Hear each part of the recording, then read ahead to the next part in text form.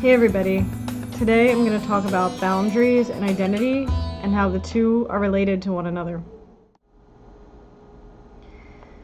When you're able to set boundaries, you strengthen your sense of self. You become more in touch with who you are. You anchor in to yourself. When I think of boundaries, I think of yeses and nos. I think of being connected to my yeses and my nos. And what happens for me if I become disconnected with those yeses and nos is I start to feel lost. And I really reflected on this a lot over the last year. And it's almost this dissolving of identity that happens when we stop tuning in to our needs and we stop listening to ourselves. And there's so many reasons why we struggle with this. There's so many reasons. I mean, we may have been taught that our feelings don't matter. We may have received those messages in childhood. We may have been taught that looking inside is not a reliable source, that our intuition is not a reliable source.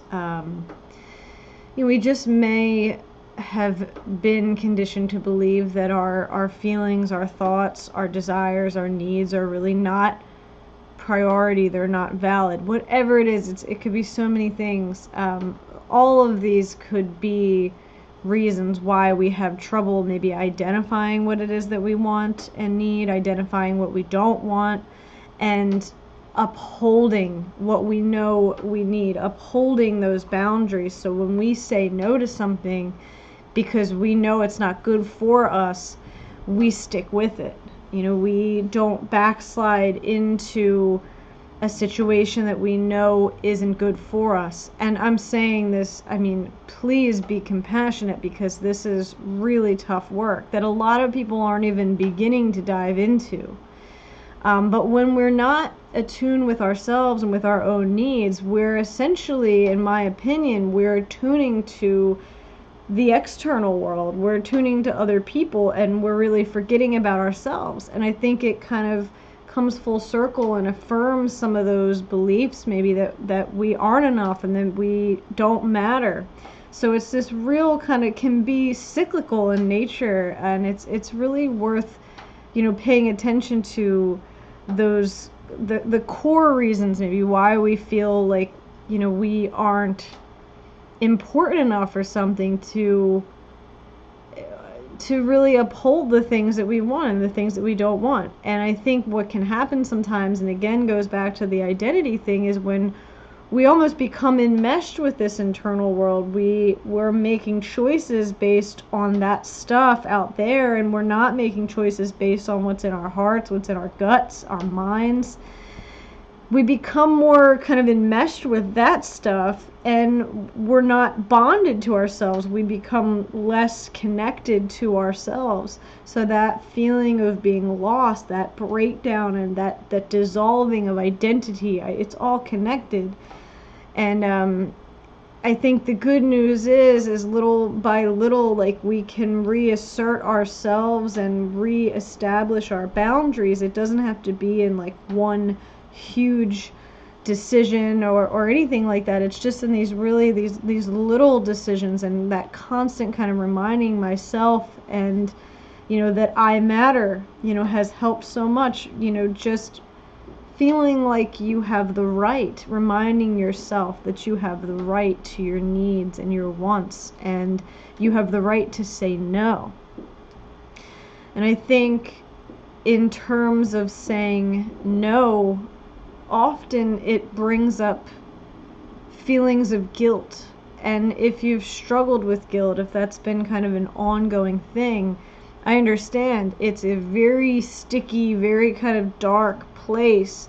I read once that I guess in the Tibetan language there's not really a word for guilt. It doesn't even really translate over to that language, which I've just always found really fascinating, because I've definitely had a guilt complex in my life, and it's been one of the hardest things to work through, because it just is a heavy experience.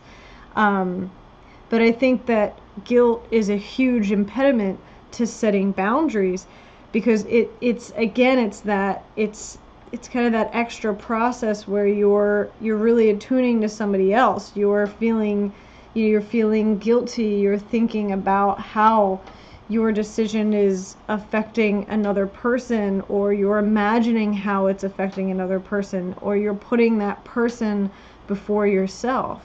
And I know this gets tricky because other people's feelings totally matter. Of course they matter. I'm not one of those people that's going to sit here and say, oh, it's just you all the time. Of course you're going to care about other people in your life. We're human beings.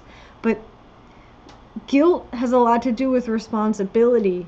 And that's another thing that you can understand and apply also to your process of setting good boundaries and working through guilt. I believe all this stuff is related. Guilt has a lot to do with responsibility.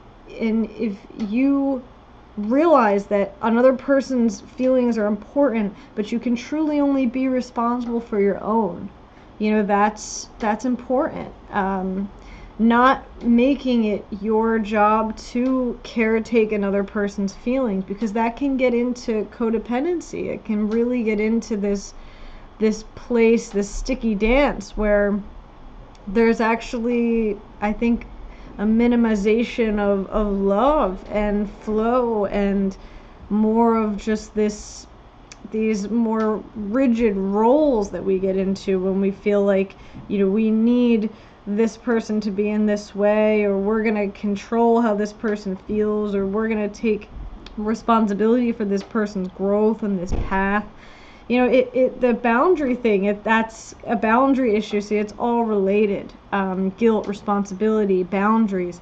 These are really important things that I've learned quite a bit about on my path thus far, that I want to start to talk about more. And it is just this wonderful process. All of these difficulties in this realm have really created the most growth in my personality, because so much stuff wrapped up in that had to do with my even ability to use my voice, my ability to speak, my ability to communicate, to take up space, to really figure out who I am. Because if I am making choices based on all this stuff that is not me, and I remain disconnected from myself, or, I feel all this dissonance because I know what's right for me, but I'm making choices based on what's right for someone else all the time, or I'm invalidating my feelings. I'm telling myself that I'm not important enough, to make a choice that's right for me. It's just a recipe, in my opinion, to become lost. But all of these things have really, I have not looked at them as these barriers as much as just the stuff that I have to work with and work through in this life. And I think I've been doing that, not flawlessly, and I have a ways to go, but I think I've changed a lot of those structures in myself, and I think it's important to talk about, because there's no reason why I can do that and you can't do that. We all have the ability to do this work, and it's really good work, and it feels wonderful to start upholding these things, these boundaries, these being connected with these yeses and nos, really meaning what you say, being connected to that and making decisions from that. I mean, it changes your whole life. It takes a little bit of time, but self-trust is like a unifying force. You're not having these parts of yourself that are fighting against each other.